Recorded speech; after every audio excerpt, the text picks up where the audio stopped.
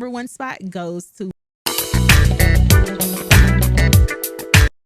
Hello, everyone, and welcome back to another episode of Back Then with Nay. And today, you guys, we will be covering the top 10 Black sitcom dads. Well, my top 10. Black sitcom dads, not only did they raise their kids, they raised us too. They taught us about the struggle, the strength, morals, and values, okay? So today we'll be ranking them by 1 being the best and 10 being, well, the worst. Let's get into it. I might make some enemies, but that's okay. I hope you're along for the ride. Let's get into it. All right, so starting off at number 10, we have Frank Mitchell, Moesha dad. Now, I think we all can agree and say that Frank wasn't the best dad. He was not the best representation of what a Black father should be. Okay, not all the way at least. He invalidated Moesha's feelings all the time, and he talked at her and not really, listen to her. So I'm gonna put in a quick clip so y'all can see what I'm really talking about. Let's get into it. Daddy, I don't understand this. You knew I had this done yesterday and you were not all upset then. Why are you tripping now? Because now you look like a tramp.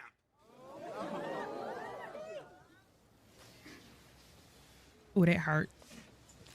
Oh, that hurt her feelings so bad. Just from that episode right there, like, he would overreact on her all the time and he would come out of the bag on her all the time. But I do recall one episode where I think Miles I don't know if he was smoking the devil's lettuce or something, but he really went easy on him compared to Moesha. So what was that about? So that's why, Frank, you get my number 10 spot. Let's move on to 9. Number 9 spot, we have Michael Cowell.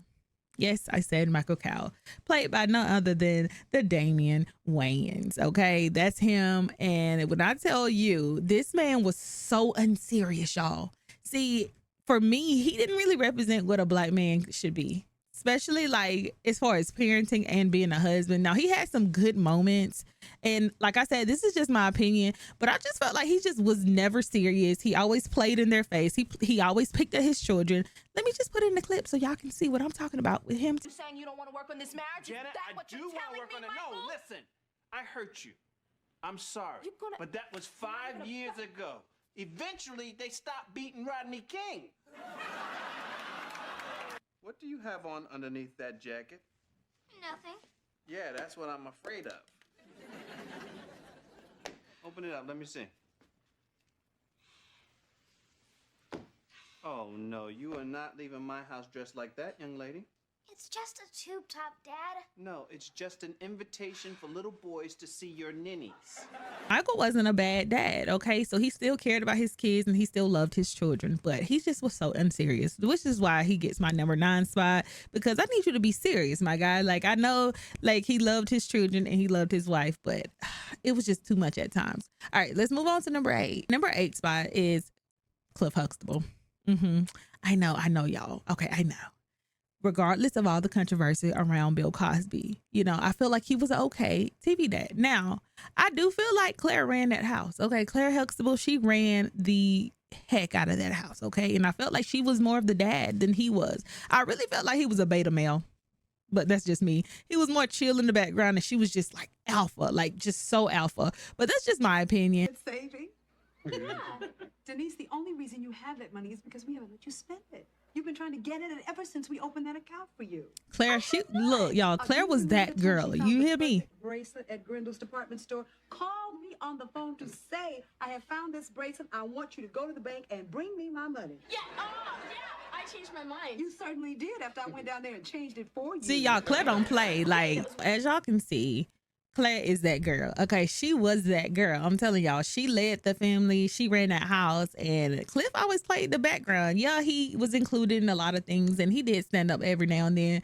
But in my opinion, he ain't the perfect representation of a Black dad either. Yes, he was successful, and I love the fact that they had a Black successful sitcom of 2 really successful people being married and having children. I love that representation. But did he represent what a real Black man should be like in a household? Not at all. Yes, they're all flawed, but that's why he's in my number 8 spot. I'm sorry.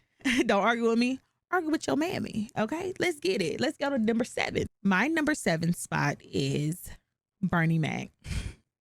Y'all, I really feel like now that I'm looking back at it, I feel like I should have maybe rated Bernie Mac higher than my list. But then again, I have a really good list of black dads. So I feel like he's okay at number 7.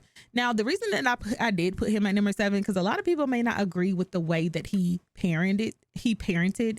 And I just felt like that's a good man. Like, he took in some kids that weren't even his, like his niece and his nephews, or his nieces and his nephew, and he didn't have to do that. Like, and though that he wasn't their biological dad, like, he was a real dad to them.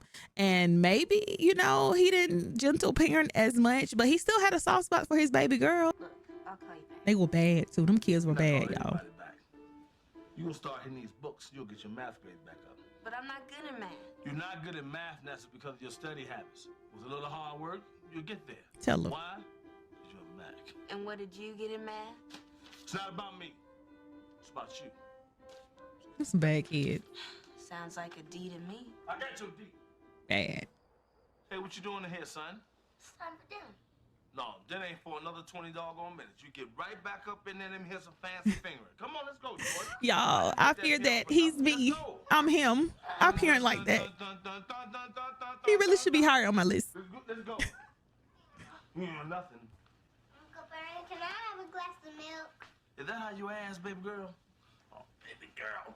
See, he's softer with her. Like, I'm telling y'all, just because he was their uncle does not make him any less than a dad. He was a really great dad, y'all. And I don't know. I don't have anything bad to say about him. I'm sorry that he was so low on the list, but I have some other ones, y'all. And so let's move on to my number 6, Floyd Henderson. Okay, y'all, from Smart Guy. He was the epitome of what a father should look like. Not only was he a widowed father, like, y'all, he like was raising 2 boys and a girl. And that was not easy. Like 2 teenagers and a little one, y'all. That could not have been easy. And he did an amazing job, and he was very present and everything. And he really was aware of what his kids were doing. And he gave discipline when they needed it. Let's look into Floyd Henderson a little bit. Well, I gotta say, fellas, I'm pretty upset. Me too. He broke the code. But she said she was gonna suspend me from the team for the rest of the season. I mean, what was I supposed to do?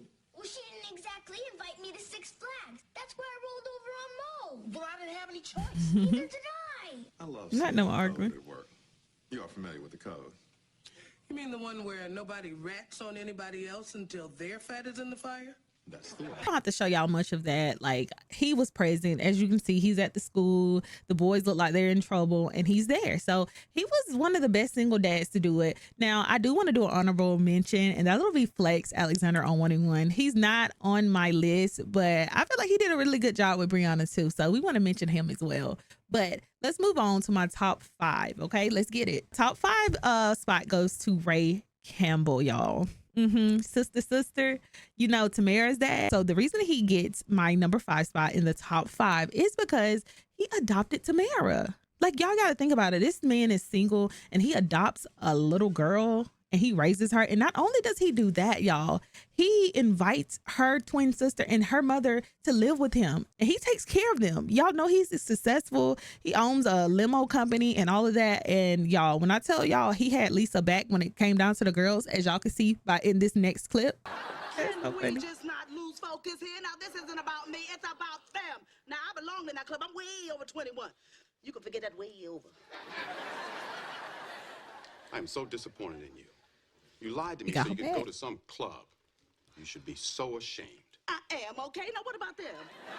I was talking to them. I can see that man had Lisa back. I don't care. He had her front and her back. Like, when it came down to them girls, like, they were a good duo. They're a good team, even though they weren't together and they weren't married or whatever. It was a really good team, y'all. And I know they end up getting together eventually and stuff, but I liked them. I liked the way they parented together. So that's why he get my number 5 spot. Let's move on to the number 4 spot. Number 4 spot is Julius from Everybody Hates Chris. I know.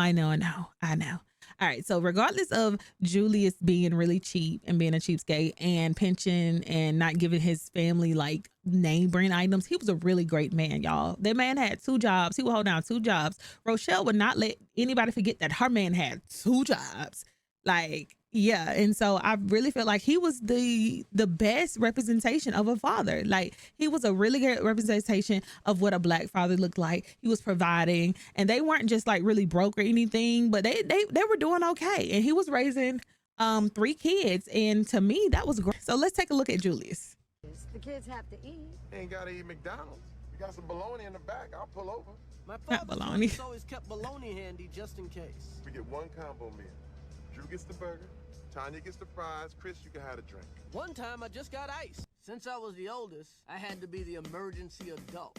You smell smoke, and you think the house is gonna catch fire, get your brother and your sister and get out of here. If you smell gas and you think the house is gonna blow up, get your brother and your sister and get out of here. If you smell smoke and your brother catches on fire, get your sister and get out of here. Fortunately, the house... That's exactly what a man should be doing, you know, training the boys up to be men, okay? And especially in their absence. Like, that was beautiful. Like, I love that. So you can never make me hate Julius, and that's why he got my number 4 spot. Let's move to the number 3 spot. Paul Winslow. Yes, from Family Matters. He is the dad, and he is awesome to me. I love Carl. Like, you can't make me hate Carl either. He put up with a lot of stuff from Steve Urkel, okay? Not only did he protect society by being a cop, he protected everyone around him, okay? And especially Steve. He showed up when it mattered.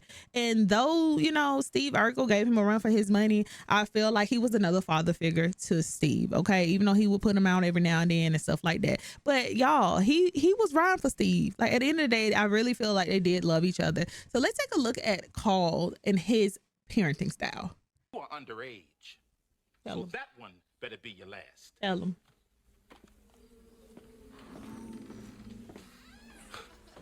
Come on, Dad, lighten up. What do you mean, lighten up? Edward, your mother and I send you to college to get an education, not to party hardy. Look. That part, yeah. Carl Winslow, he didn't play no games, okay? He was a really good dad. He didn't invalidate their feelings like Frank Mitchell did. Like, I'm telling you right now, like, he didn't, like, I feel like he was fair to all of them. And I feel like he treated Steve like his own. Like, he fussed at Steve a lot, but Steve deserved a lot of it too, okay? So, but yeah, that's why he gets my number 3 spot. Let's go to my number 2 spot. John Amos, James Evans from Good Times. Now, I did cover a little bit of Good Times on my last video, but let's dig into what James was, okay? He was also a provider. A lot like Julius, he provided for his family. Now, he didn't have a lot of money, right? But he still, like, did what he had to do when it came to his family, okay? And the man was getting dealt some bad hands in life. I'm just telling you that. Now, even though Florida was, to me, the villain of the show, and she was holding them down and holding them in the projects, he did the very best he could do. Let's get into a little bit of the Good Times world. I want you to finish school so your hands don't never have to look like this. That's why I don't take no excuses when you mess up in school. As y'all can see, James, he was a hard, tough guy, but he also had a softer side, y'all. You see how he was telling his son that he wanted him to be better. Basically, he wanted him to be better than him. And so that's what makes him a really good dad. And that's what got him my 2nd spot, y'all. He was everything. He was what a black man should have been in a household, right? Like, he really, and I think I heard a rumor that when they first started this show, they was just gonna do it with Florida, but she was like, we're not gonna do another single mom, black mom, okay? So that's when they brought him in, and I think he was a perfect addition to the family, and he is exactly what I think a black man should represent as far as a father and a husband go, okay? So let's move on to my number 1 spot. Drum roll, please. My number 1 spot goes to none other than the late James Avery. He played Uncle Phil in Fresh Prince, y'all. Yes, that's my guy. Okay, first thing first, rest in peace to Uncle Phil. Yes, y'all, I loved Uncle Phil. I loved everything that he was in the show. And y'all already know the iconic episode that I'm about to talk about is the episode where Will's father comes and he basically just sells him dreams, and he ends up telling him that he can't go with them and all that. And Will's like, well, he didn't want me, man. And then James, well, his real name is James Avery, but Uncle Phil embraces him, and like, y'all, that is what got him that number 1 spot for me. He took in Will when he did not even have to. That was his wife's nephew. That wasn't even his blood nephew, and he still took him in, and he treated him as his own. Will came to Bel Air and flipped that house upside down. Let me tell you, like, he had all them kids and stuff. Hillary, Ashley, Carlton, they all was in stuff when Will got there, but he still loved them and cared about them. And let's take a little look into the Fresh Prince world. I'm be a better father than he ever was. And I sure as hell don't need him for that, because ain't a damn thing he could ever teach me about how to love my kids.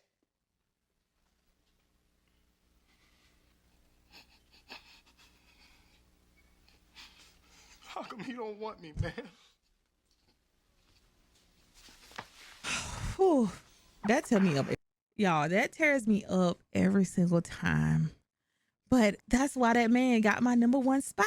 I'm just saying. That is my list. Please let me know in the comments who you think should have been in that top spot, or who do you think should have been in the top 10, y'all? Y'all let me know. What is your opinion? Please make sure you like, you comment, and you subscribe to my channel and hit that post notification bell so you'll be notified whenever I post a video. The next one will be even better than this one. It's going to get real juicy, y'all. Stay tuned.